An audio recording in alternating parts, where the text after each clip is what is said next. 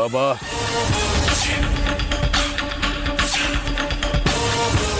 ಏನು ಆಶ್ಚರ್ಯ ಕನಿಷ್ಕ, ನೀನಾಗೆ ಕರೆಯದೆ ಬಂದಿದೆಯಲ್ಲ, ಏನಾದರೂ ಸುದ್ದಿ ಇತ್ತಾ?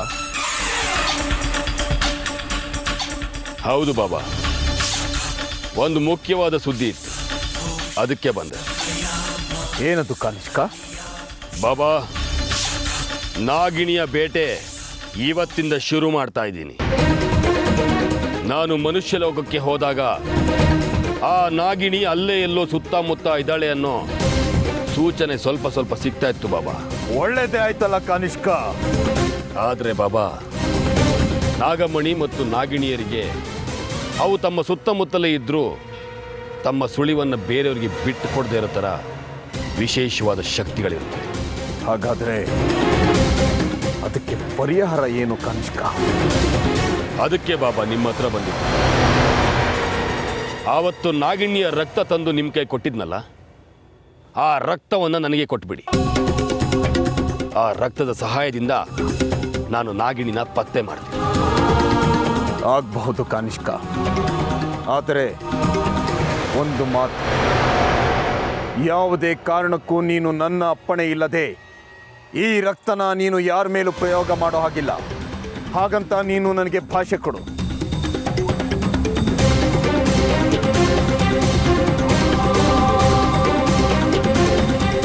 ಸರಿ ಬಾಬಾ. ಜೈ ಮಹಾಕಾಲ.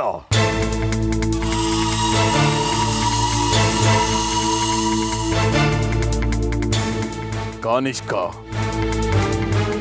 ನಿನ್ನ ಭೇಟಿಗೆ ಶುಭವಾಗಲಿ. ತಗೋ. ಜೈ ತಕ್ಷಕ. ಇನ್ನು ಆ ನಾಗಿಣಿ ನನ್ನ ಕೈಯಿಂದ ಅದು ಹೇಗೆ ತಪ್ಪಿಸ್ಕೊತಾಳೋ ನಾನು ನೋಡ್ತೀನಿ.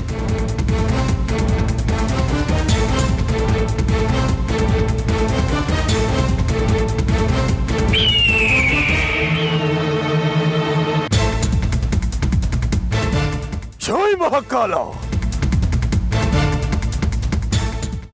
ಅತ್ತೆ, ಅರ್ಜುನ್, ಅತ್ತೆ, ಅರ್ಜುನ್ ನಿಂತ್ಕೊಳ್ಳಿ. ಅತ್ತೆ, ಅವ್ನು ಸುಳ್ಳು ಹೇಳ್ತಿದ್ದಾನತ್ತೆ. ಅವ್ನು ಯಾಕಂಗೆ ಹೇಳ್ತಿದ್ದಾನೆ ಅಂತ ನನಗೆ ಗೊತ್ತಿಲ್ಲ. ನನ್ನ ನಂಬಿ ಪ್ಲೀಸ್ ಅತ್ತೆ. ನೋಡು ಮೈರಿ, ಒಬ್ಬರನ್ನ ಒಂದ್ಸಲ ಏಮಾರಿಸ್ಬೋದು, ಪದೇ ಪದೇ ಅಲ್ಲ. ಅರ್ಥ ಆಯ್ತಾ?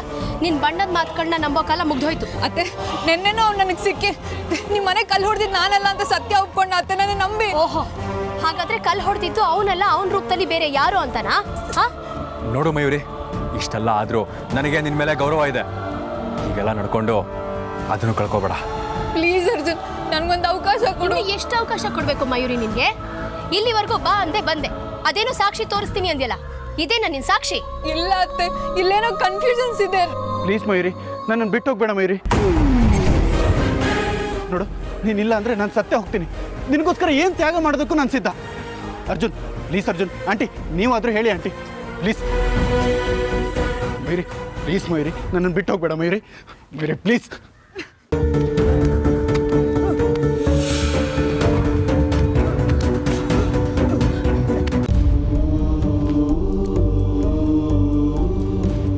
ಅಪ್ಪ, ನೀವು ಯಾರೂ ಗಾಬರಿ ಆಗುವಂಥ ಅವಶ್ಯಕತೆ ಇಲ್ಲ. ಆದಷ್ಟು ಬೇಗ ಎಲ್ಲ ಸರಿ ಹೋಗುತ್ತೆ ಅಂತ ಡಾಕ್ಟರ್ ಹೇಳಿದ್ದಾರೆ.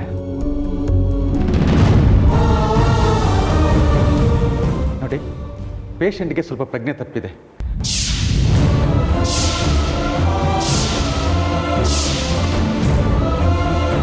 ಕಂಡೀಷನ್ನು ಸ್ವಲ್ಪ ಸೀರಿಯಸ್ ಅಂತಲೇ ಹೇಳ್ಬೋದು.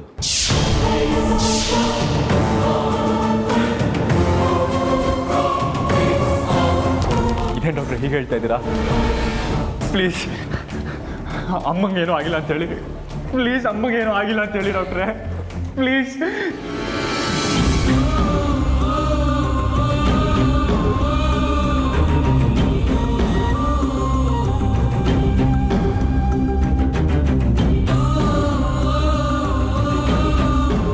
ನೋಡಿ, ಎಕ್ಸೈಟ್ ಆಗೋದ್ರಿಂದ ಯಾವ ಪ್ರಯೋಜನವೂ ಇಲ್ಲ.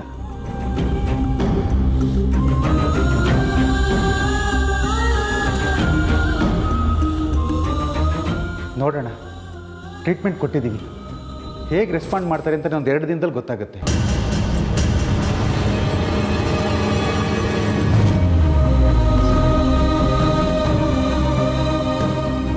ಪ್ರಜ್ಞೆ ಬರೋದು ಸ್ವಲ್ಪ ತಡ ಆಗ್ಬೋದು. ಮುಂದಿಂದು ಆ ದೇವರಿಗೆ ಬಿಟ್ಟಿದ್ದು.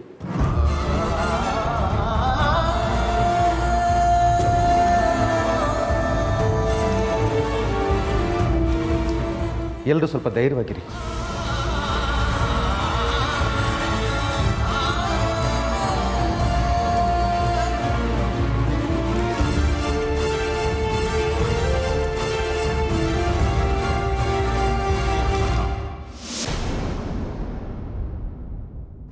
ಪರವಾಗಿಲ್ವೇ?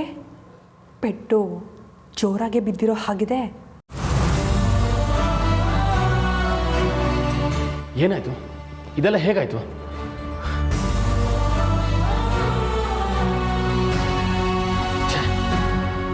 ಹೇಮ ಅವ್ರಿಗೆ ಹೀಗಾಗಬಾರ್ದಾಗಿತ್ತು.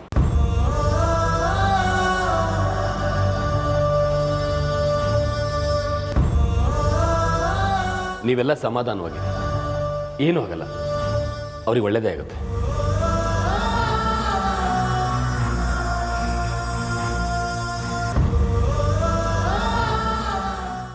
ರೀ, ಅಮೃತ ದೇವಸ್ಥಾನಕ್ಕೆ ಹೋದವಳು ಇಷ್ಟೊತ್ತಾದರೂ ಮನೆಗೆ ಬಂದಿಲ್ಲ. ನನಗೆ ಯಾಕೋ ತುಂಬ ಗಾಬರಿ ಆಗ್ತಿದೆ ರೀ. ಗಾಬರಿ ಯಾಕೆ ಮಾಡ್ಕೋತೀಯ ಸರೋಜ? ಅಮೃತಂಗೆ ದೇವಸ್ಥಾನಕ್ಕೆ ಹೋದರೆ ಸಮಯ ಹೋಗೋದೇ ಗೊತ್ತಾಗಲ್ಲ ಅಂತ ನಿನಗೆ ಗೊತ್ತು ತಾನೆ? ಅದು ಸರಿ ರೀ, ಆದರೂ ಮದುವೆ ಹತ್ರ ಇಟ್ಕೊಂಡು. ಹಲೋ ಅಮೃತ, ಎಲ್ಲಮ್ಮ ಇದೆಯಾ?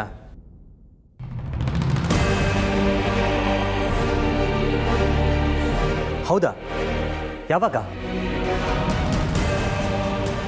ಸರಿ ಅಮ್ಮ, ಏನೂ ತೊಂದರೆ ಇಲ್ಲ ತಾನೆ? ಸರಿ ಸರಿ ಅಮೃತ, ಹುಷಾರಮ್ಮ.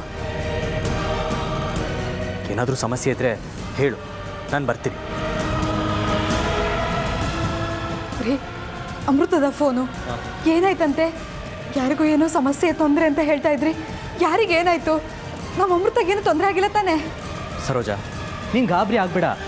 ಅಮೃತಂಗೆ ಏನೂ ಆಗಿಲ್ಲ. ಪಾಪ ಅರ್ಜುನ್ ತಾಯಿ ಹೇಮಾ ಅವರು ದೇವಸ್ಥಾನದಲ್ಲಿ ಬಿದ್ದು ಪೆಟ್ಟು ಮಾಡ್ಕೊಂಡಿದ್ದಾರಂತೆ.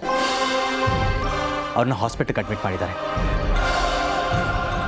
ಅಯ್ಯೋ ಶಿವನೇ, ಏನ್ರಿ ಇದು ಹೀಗಾಗೋಯ್ತು?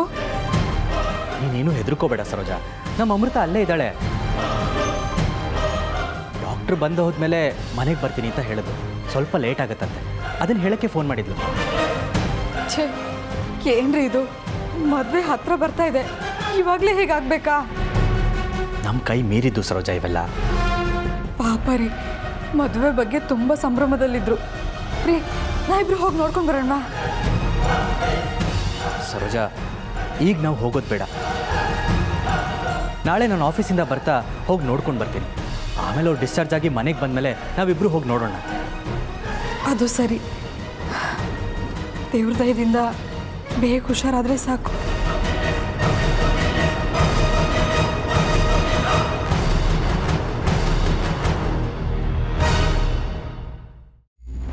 ನೋಡು, ಈ ಹತ್ಯೆಯಲ್ಲಿ ನಿನ್ನ ಕೈವಾಡ ಇದೆ ಅಂತ ಯಾರಿಗೂ ಗೊತ್ತಾಗಬಾರ್ದು ಕನಿಷ್ಕ.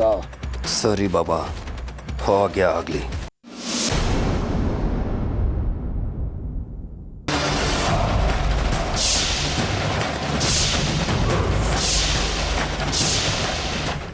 ಇದೇನು ರಾಕೇಶ್, ಯಾರ ಹತ್ರನೋ ಮಾತಾಡ್ತಿದ್ದಾಗಿತ್ತು?